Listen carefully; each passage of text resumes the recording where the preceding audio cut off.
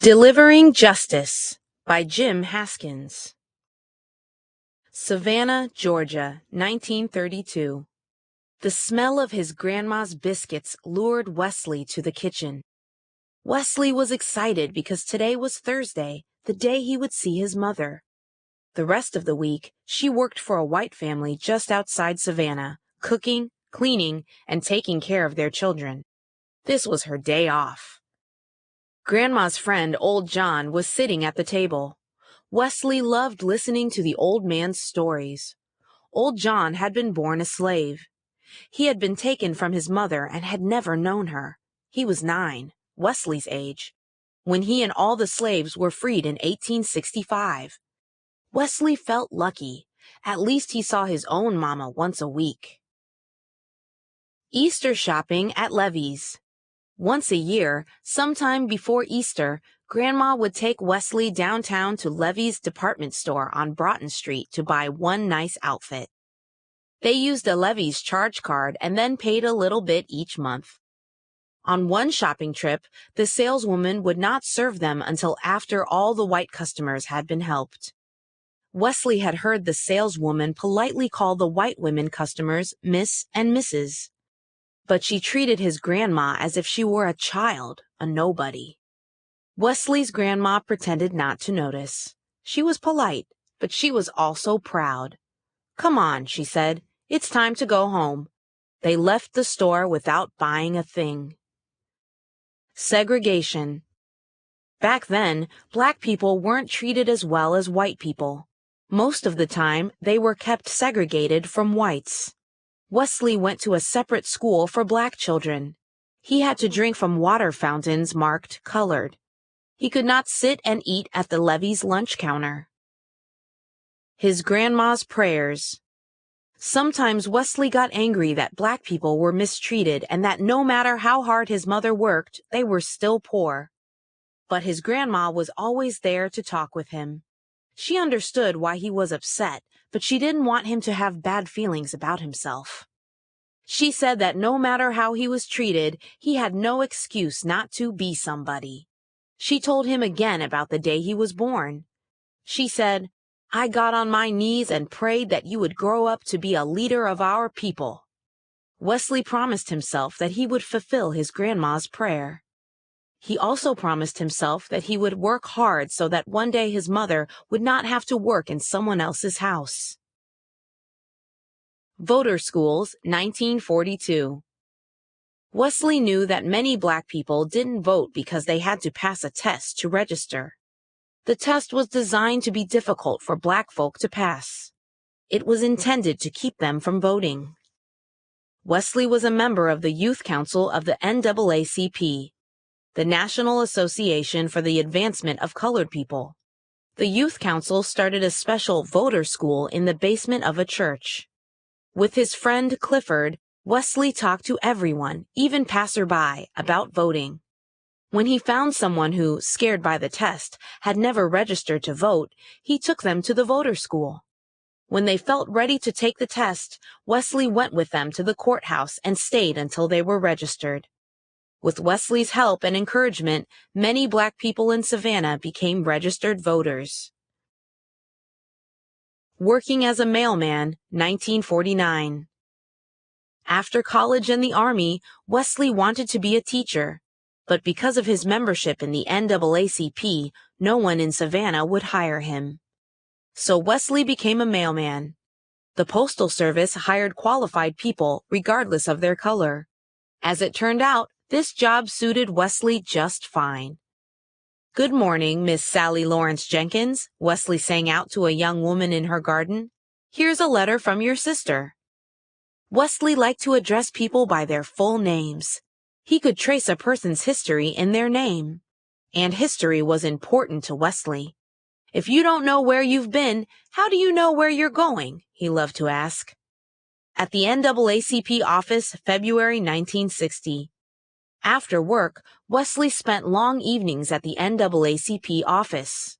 One night, he was visited by a group of students who were excited about what was happening in Greensboro, North Carolina. Young black people there had staged a sit-in at a lunch counter in a local store. They had refused to leave until they were served. The students standing in front of Wesley wanted to do the same thing at the department stores on Broughton Street. But they needed a leader. Wesley remembered how his grandma had been treated at levees, and he agreed to help. But first, the students had to be trained. They had to protest without ever using violence, even if the other side did. If they were attacked and they fought back, Wesley told them, their cause would be lost. Levee's lunch counter. After weeks of training, small groups of students made their way downtown, entered the big stores along Broughton Street, and sat down at the lunch counters. The stores refused to serve them. At levees, the manager called the police, who arrested the students for breaking the city's segregation laws. Throwing down their cards. Wesley called a mass meeting the next Sunday at the Bolton Street Baptist Church. People filled the pews and balconies. Wesley opened the meeting with a hymn. All the voices singing together made a thunderous sound, and the mighty noise made people think that perhaps working together, they could really make something happen. Wesley spoke about the arrests of the young people at levees. He said that things had to change, and he asked if people were ready to fight for their rights. Someone shouted, "I'll never shop at that store again." Then someone in the balcony threw down a levee's charge card. Soon, everyone was tossing charge cards into a big pile in the church. The boycott begins March 17, 1960. The next morning, Wesley led a group downtown. They carried baskets full of charge cards. At levees, Wesley and his group dumped the baskets of charge cards onto the sidewalk. Then Wesley announced that no black people would shop at any store on Broughton Street until they were treated equally. The Great Savannah Boycott had begun. Picket lines. Wesley and other members of the NAACP organized a picket line every day in front of levees. White people yelled and jeered at the protesters and tried to force them off the sidewalk. But day after day, the protesters returned. One day, a large, burly white man punched one of the demonstrators in the face and broke his jaw. But everyone remembered what Wesley had taught them. They didn't yell or fight back, no matter how much they wanted to. Wesley organized other protests. There were kneel-ins at the white churches on Sundays and wade-ins at the all-white beach at Tybee. Wesley wanted to end segregation everywhere in Savannah, in libraries, theaters, public pools, beaches, and restrooms, as well as at lunch counters. Talking about peaceful change. Large meetings were held every Sunday at different churches. Protesters talked about their activities. Some gave fiery speeches. The meetings became so popular that no church was big enough to hold everyone who wanted to get in. For a year and a half, no one from the black community shopped on Broughton Street. Wesley walked down the street and started counting. 1, 2, 3, 4, 5 going out of business signs. The white store owners couldn't stay in business without black customers. When he delivered mail to white people, Wesley told them how much he loved Savannah. He wanted the city to be a better place for everyone. They respected Wesley. They saw how peaceful and committed to change the protesters were. Little by little, more and more white people began to sympathize with the protesters. Desegregation without violence. White people in the community who supported Wesley asked what they could do to end segregation and stop the boycott.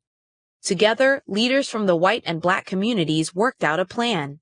Each evening after delivering the mail, Wesley organized a group of students to sit in at a different kind of business or facility the next day. The theaters would be first, then the restaurants, then the library, and on down the line until every business had been desegregated. Sometimes angry crowds would gather, or white people would leave in protest when the black students arrived. But most of the white and black leaders stuck together. The mayor made sure that all the signs marking separate facilities for blacks and whites at City Hall, the courthouse, health department, and hospital were taken down. City officials took the segregation laws off the books. Unlike desegregation efforts in other cities and towns in the South, there was very little violence in Savannah. Justice delivered. On a Sunday in September 1961, Wesley greeted the hundreds of people who arrived at a downtown Savannah church. Inside, their voices joined together to sing out, "We are soldiers in God's army." When the song ended, Wesley stood in front of the crowd. He saw his mother sitting in the front row. He saw students who had been arrested. He saw faces beaming with pride. Then he announced in a loud, clear voice, "We have triumphed!" Savannah was the first southern city in the United States to declare all its citizens equal, 3 years before the Federal Civil Rights Act made all segregation illegal.